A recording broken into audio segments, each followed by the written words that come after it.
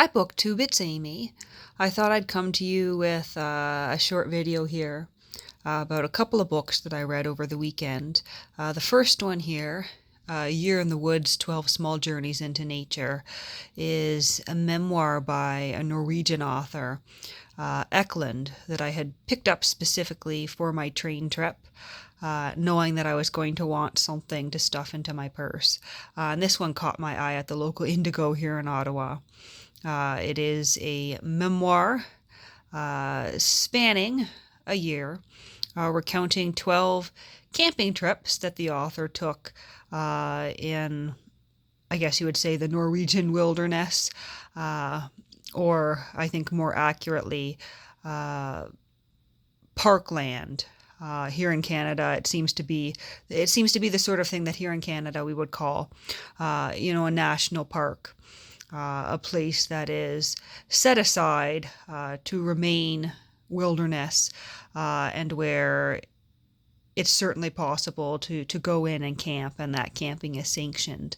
So Eklund begins in January.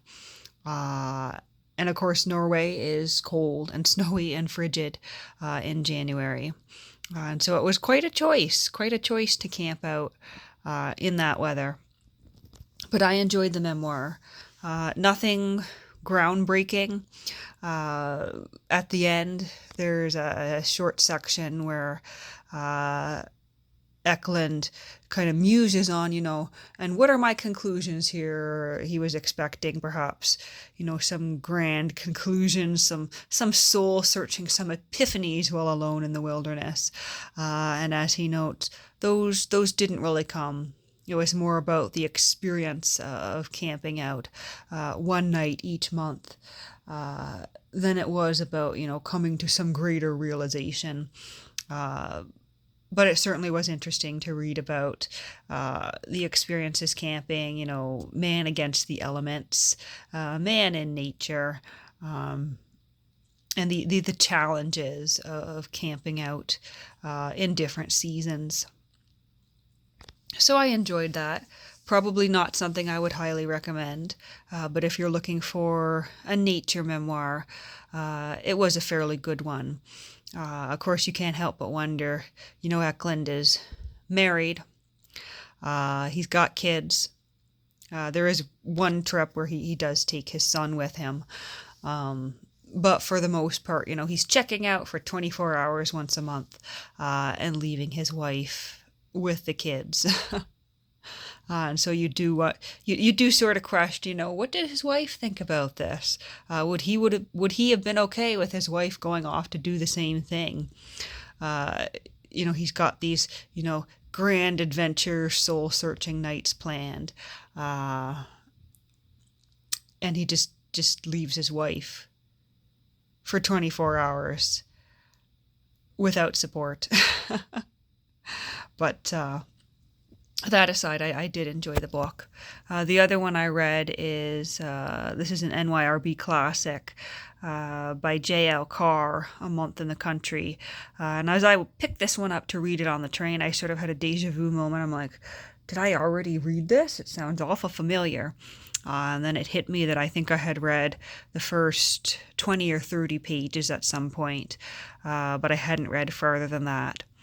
And it was all right. It's about a restoration artist who comes to a small community to restore a mural that's been discovered in the local church.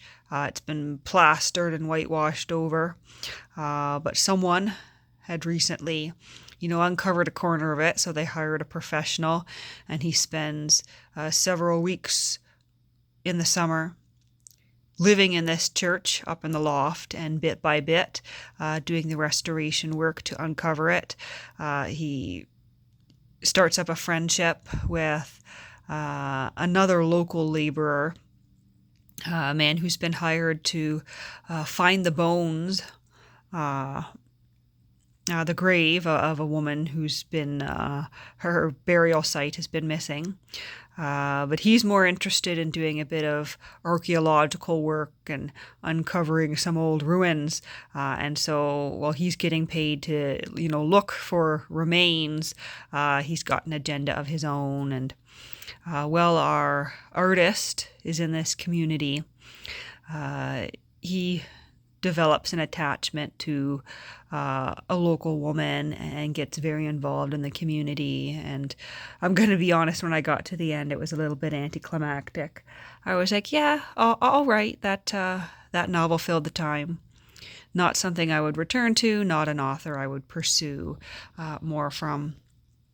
So I guess, in all, it's a couple of fairly lukewarm reads. Nothing too exciting, not anything I would recommend. Probably not anything I'm going to keep on my shelves. I think these ones are going to go, and I'm going to make space for more interesting books. But that's that.